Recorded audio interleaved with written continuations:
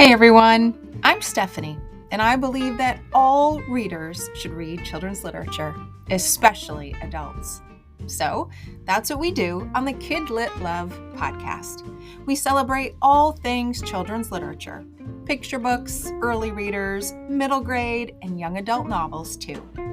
Whether you're an adult reading to your inner child or connecting the young readers in your lives with fantastic books, you've come to the right place. Each week, we'll talk to a different children's literature author and discuss their books, their hopes and dreams for readers, their writing process, and much, much more. So, grab a notebook to build your TBR, and let's get to today's episode of Kid Lit Love.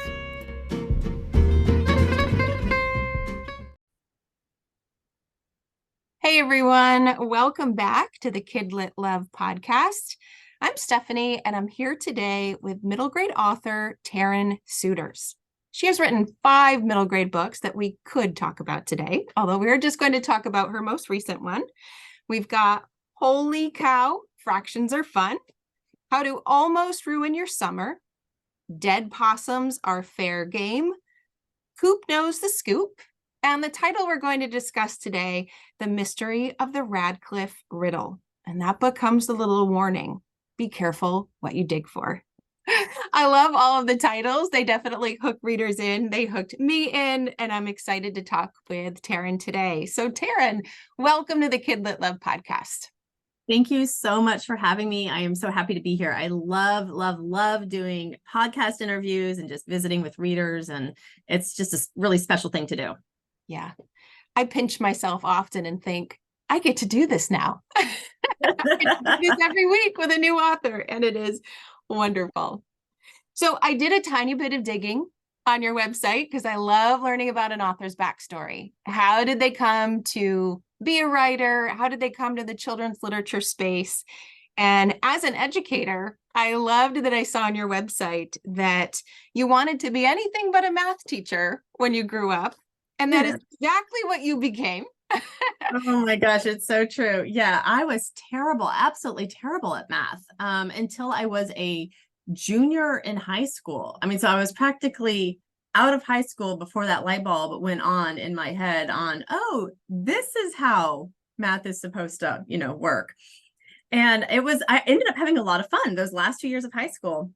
I took some extra math classes because the teacher, there was one teacher in particular who just made math fun and understandable for me. So I was trying to almost make up for lost time, try to figure out, okay, how much of this math do I really enjoy? Do I really understand? And is this something that I could do as a career? And as I ended up, I liked it, but I'm like, I'm not ready to actually be a math teacher. I loved other topics, and being a math teacher was the last on the list. And then as Lord works in mysterious ways, all those other things just kind of didn't pan out. And so I ended up teaching algebra and pre-algebra and loved it. It was so much fun.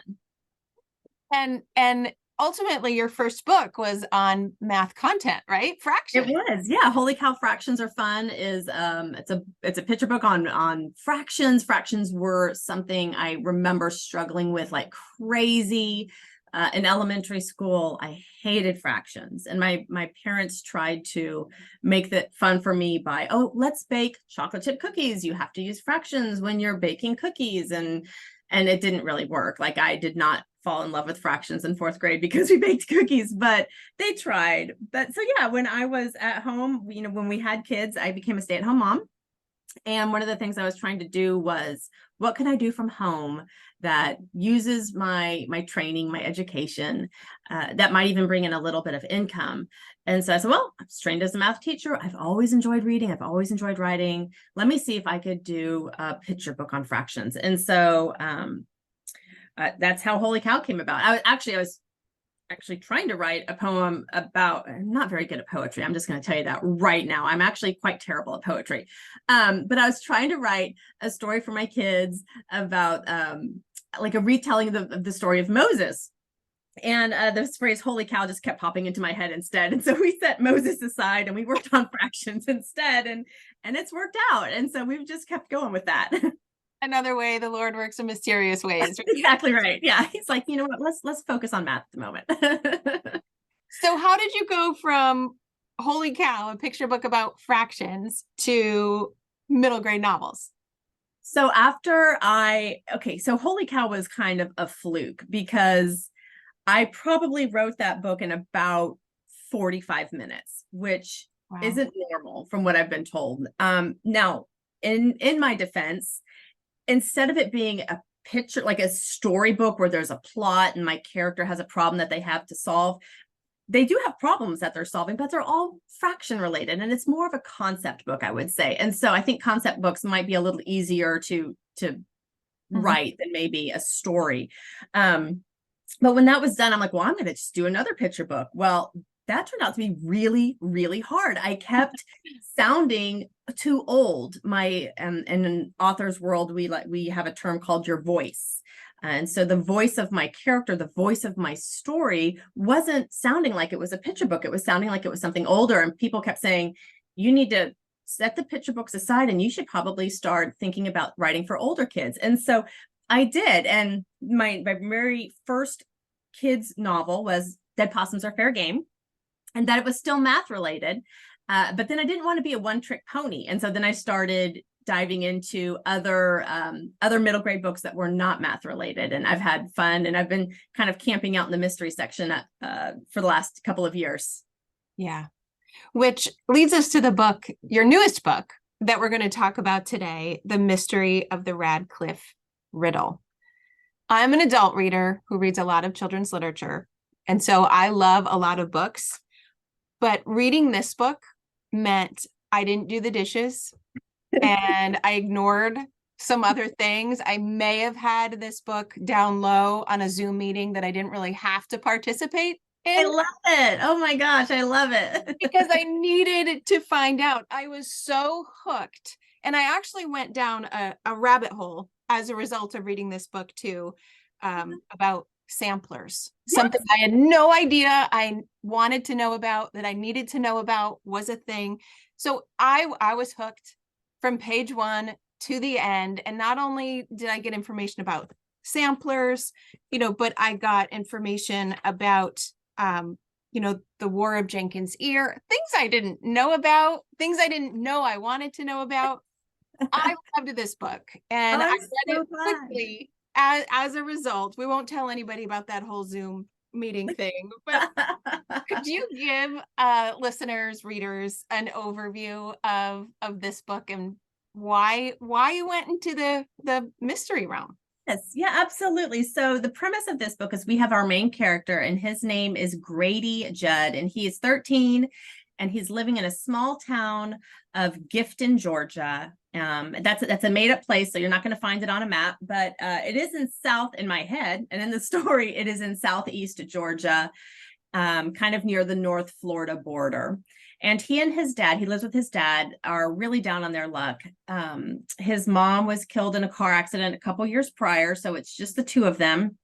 But before she passed, she was in a coma, and that really drained them financially. And so they are now at the point where they've moved into a smaller home, but even then they're it's very difficult for them to make ends meet, and they're about to lose their home. And he finds out that he has inherited a sampler from Eudora Clinch, who was the old lady in town. She was a bit wacky, kind of odd. She was called Kooky Clinch. That's what everyone called her. And he finds out he inherits this sampler. And a sampler is it's a piece of material that has been stitched with different patterns or proverbs or pictures of some kind. And he's like, what am I supposed to do with this? But along with that sampler is a note that's saying it actually has a riddle hidden in it, and it will lead to treasure if he could just basically solve this riddle. And his dad dismisses it, like, you know what, she was called Kooky Clinch for a reason. This is not legit. But Grady's thinking, what do I have to lose? We are already losing everything. And so he begins to try to solve the riddle that is stitched into the sampler. And before long, there is a death in town. And so it's apparent he is not the only one after this sampler. And there are some tragedies that could possibly follow if he does not find this treasure soon. Yeah. And so much of that is so engrossing to the reader. First, the sampler, right? I know what samplers are. I've seen them. I had no idea that they could be such sources of magic, really, like, Yeah, of intrigue. riddles, of treasure, of everything. It made me go down a Google rabbit hole. I was, texting family members, do we have any of these? Does anybody have any of these in their boxes or in their basements?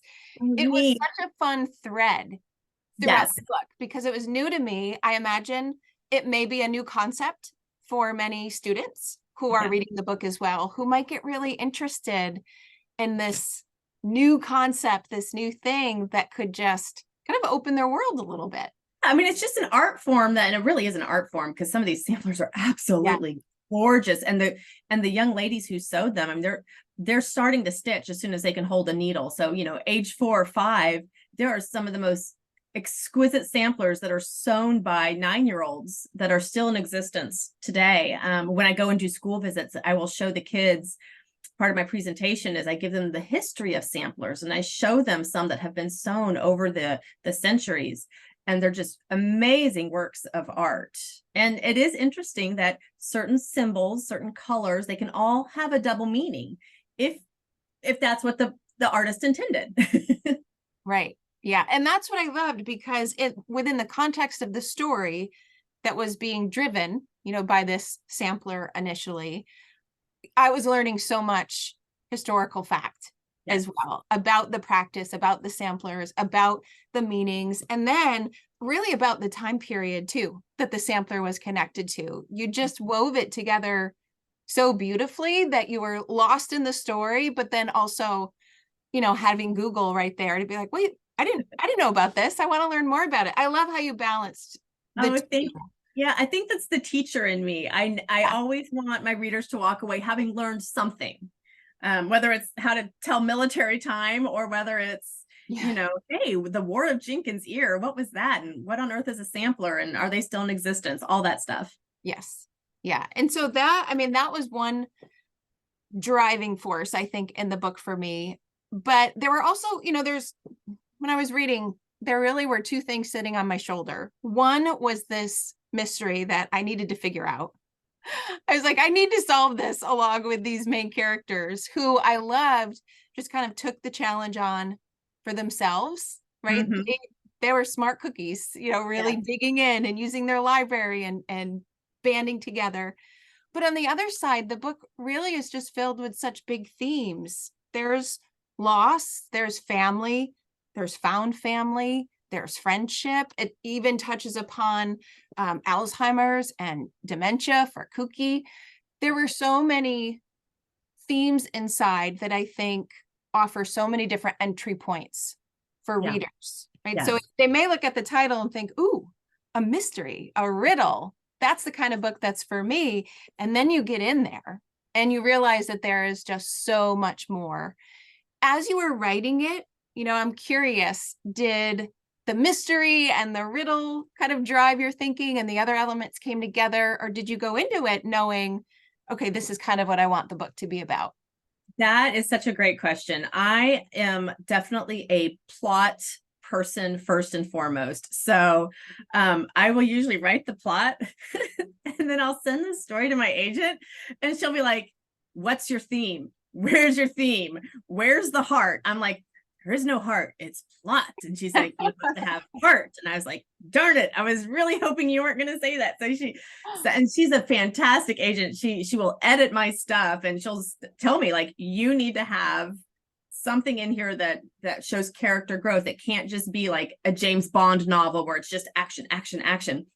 And so for me, when I go to write a story, I'm usually, and even like with what I'm working on now, I'm like, let me just get the plot down and then I will go back in. And it's easier for me to do it that way. Get the plot, get the mystery, get who did it and all that stuff done.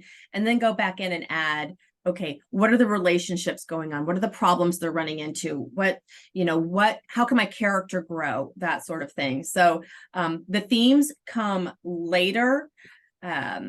Although with Radcliffe, there is a constant theme of hope that I have throughout the story. And that is because he kind of fixates on this one poem by Emily Dickinson, which was his mom's favorite poem. And it's the poem, Hope is a Thing with Feathers. And I'm I'm a lousy poet. I can read poetry and sometimes understand it, but not often. That's a poem I can read and understand. And so that's one of the reasons why I really like that poem. Yeah. And so Grady really likes this poem because it was his mom's favorite. And he keeps equating moments in his life throughout this particular book about where his bird is at the moment. You know, what kind of bird does he have? He really wants that happy, he thinks it's a canary. I'm assuming it's a canary too. I don't know. He has this picture of what this bird was that Emily Dickinson writes about, and he's convinced that he has a mockingbird because life is just not going well. He's convinced his dad has a vulture. Sometimes his bird's molted. You know, he's just having a tough time. But to me, that was a natural theme to write into the story. But his relationship with his dad, that's something that my critique group helped me with, because I love happy endings and I just want people to be happy all the time. And my critique group's like, you need to have some conflict. I was like, oh, darn it. So they help me with things like that, because I just want people to be happy. So I don't usually write sad things or angst or anything like that, but they do need to be in there for a story to have, you want to have that fulfillment, that sense of satisfaction at the end that your character grew. Yeah. Well, and the readers coming to this book are going to have those kinds of realities and appreciate seeing them, you know, and reading about them and feeling seen in them. I really loved seeing how the relationship with him and his dad changed over time, right? Without spoilers, you know, because everything changed. But I did reading it as an adult, right? And a parent, I could really appreciate that viewpoint from it. And speaking of that, because I am reading it as an adult, I always love pulling different quotes out of the books that I've read. I've got a quote notebook that's just for them, quotes that I tend to write about. And there's two that I highlighted. I said, well, no, there's more than that, but there's two I want to talk about at the moment, because I felt like, you know, it's a middle grade book for middle grade readers, but it's also a book for anyone. Especially adults. And the first one that really resonated with me that I ended up writing about was this: the way we choose to live each day is something we must purposefully decide with each and every sunrise. I mean, there's a mic drop life lesson right there. And that's what happened in this book. Every day he made a choice of what to do, whether it was, and this is where I get tricky with not wanting spoilers, but whether it was something to do with the sampler or something to do with, you know, how he is trying to solve this mystery, or the attitude that he finds when he's trying to cultivate, that line meant everything to me. It's kind of like you see it on mugs and t-shirts and wall hangings, that phrase, choose joy. And I kind of, this is his version of that, because life is tough for him, and he could wake up each day with a grudge to hold on to, or just a really bad attitude. And we all actually know people in our lives who are like that. They're not happy unless they're grumpy. And I want people to know that's not how life has to be. You can choose joy. You can choose to look at something from a different point of view. I mean, it might be a dark cloud, but somewhere in that dark cloud, I mean, it's shades, it's different shades of black and white and gray. Try to find that bright point and hold on to that. Yeah. And that's kind of related to the second one that really jumped out to me as an adult reader, especially. If life always went as we expected it to, we'd never know how much capacity we have for resilience, grace, and a whole bunch of other qualities.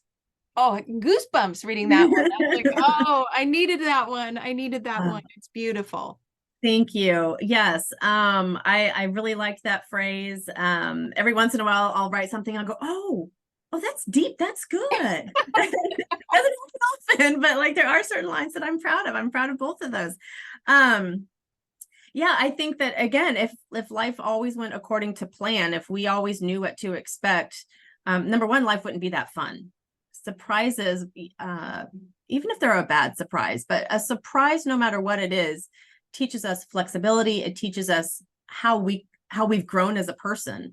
And if it's a negative thing, if it's let's say you were in a car accident and you got rear-ended, like this is a chance to show grace.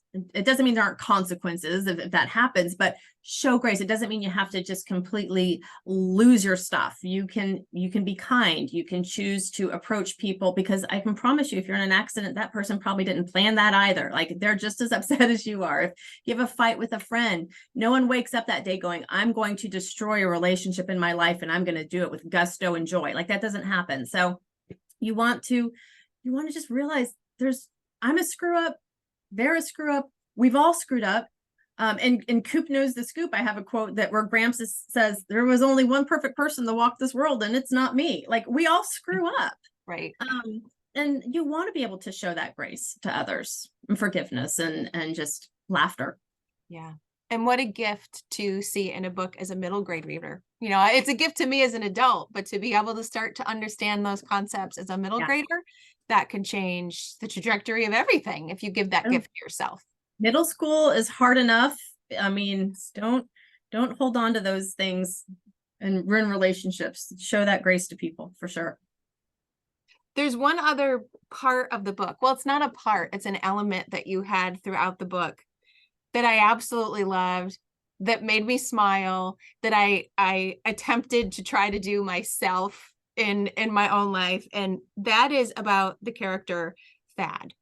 And he gets a little nervous about things, and instead of coming out with some swear words that might be inappropriate, he lists off the names of famous architects, which is one of the most enjoyable elements of the book that made me stop and laugh out loud, because I could imagine this boy in the seat of a car, scared on the drive, and just slinging out architects' names. Oh my gosh. That scene to me was the funniest one to write. I was like writing it, and then I'd like laugh, and then I'd like, oh, this will be fun. And I'd write something. I love writing that whole scene where they are driving to Kooky Clinch's house in King Kong.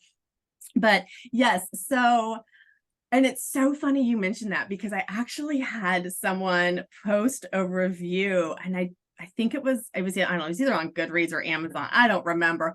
And that was one of her hangups, was like having the fact that I didn't actually have cussing and swearing in the book, that I had one of my characters use architects' names. And I was like, well, did you prefer that I cuss in the book? I mean, I'm trying to keep it clean here. But that was a lot of fun. So one of the things that, how I told you, I explored a lot of different majors, and I tried a lot of different things before I became a math teacher. Well, one of those majors that I tried was architecture.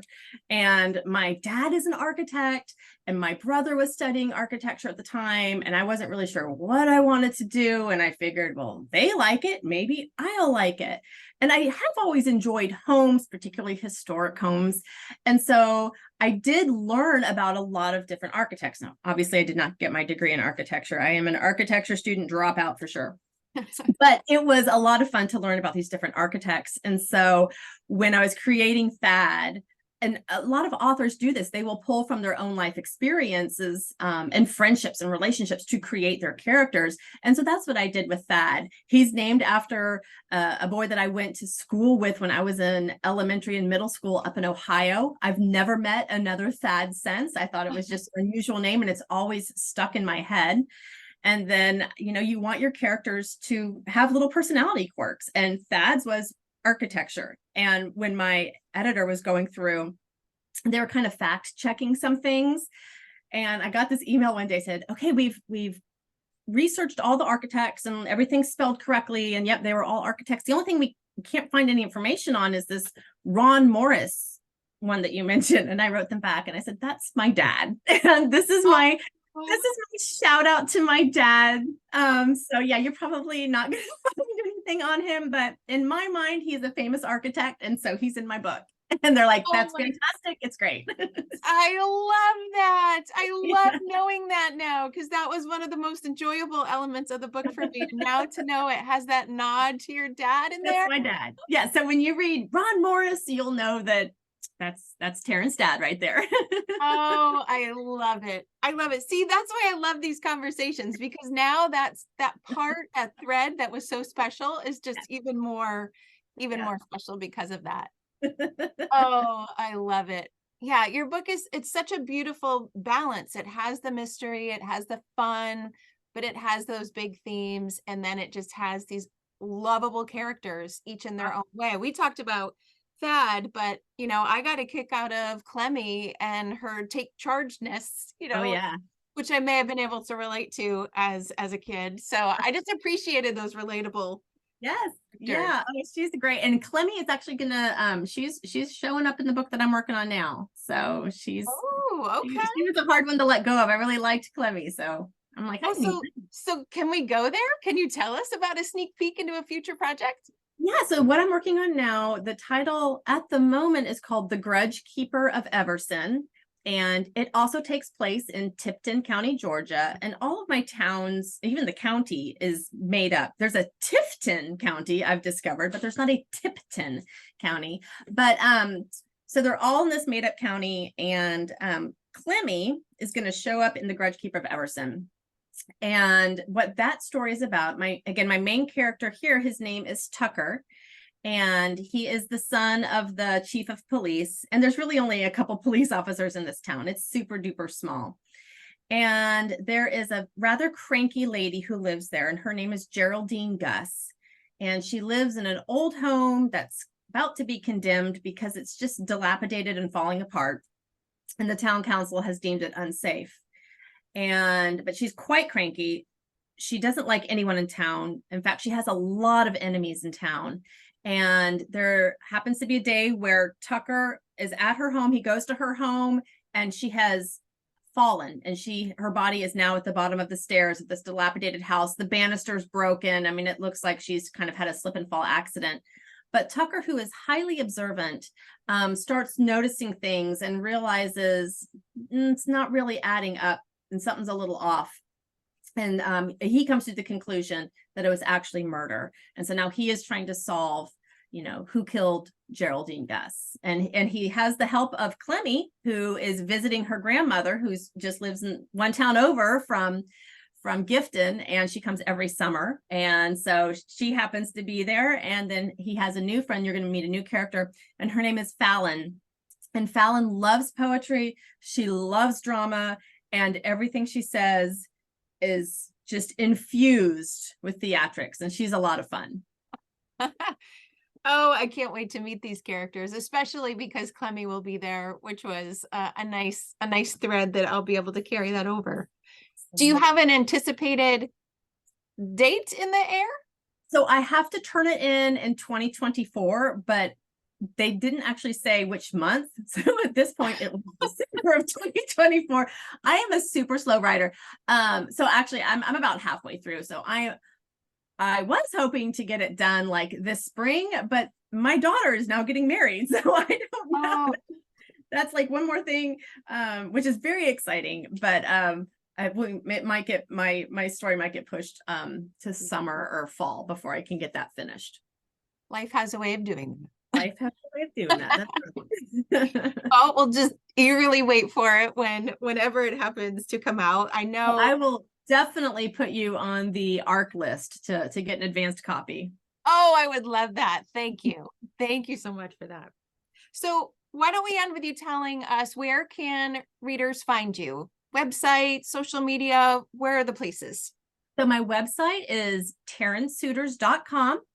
And that also has all of my social links there, but I'm on Twitter at Taran Sooters, and I'm on Instagram at Taran_Sooters. And I'm also on Facebook at Taran Sooters. So basically, if you type in my name, you should find me. Yeah, I love hearing from readers. So, and I've told, when I go to school visits and I talk to kids, like, listen, if you want to write me a letter, I will write you back. I promise. I always do. So I love hearing from readers. I love knowing what you're reading. And, if you read one of my books, who is your favorite character? It's so funny with How to Almost Ruin Your Summer. Everyone I've asked when they've read that book, their favorite character is the goat. So and because of that, there are goats in The Grudge Keeper of Everson. I'm putting in 2 goats because they're just so fun. I love it. I love there are things that you didn't want to let go of in your previous books that end up in the current books.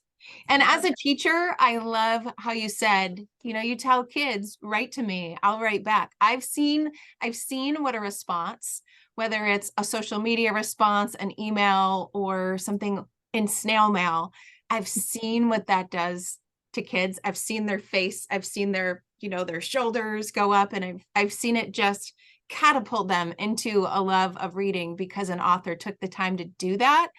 So, thank you for that. On behalf of teachers and readers everywhere, thank you for that. It matters. It's so exciting. My pleasure. My pleasure for sure. Oh, wonderful. Well, I will put your website and your social media handles into the show notes to make it easy for everyone to just click and find you. And while I would recommend starting with The Mystery of the Radcliffe Riddle because I couldn't put it down, I know they're sure to love any of the others as well. So thank you so much, Taryn, for coming and chatting with me today. I really enjoyed it. Well, thank you for the opportunity. This was so much fun. I loved every moment of our conversation. Oh, me too. All right, everyone. Thanks for listening to another episode of the Kid Lit Love podcast, and I'll see you inside the next one.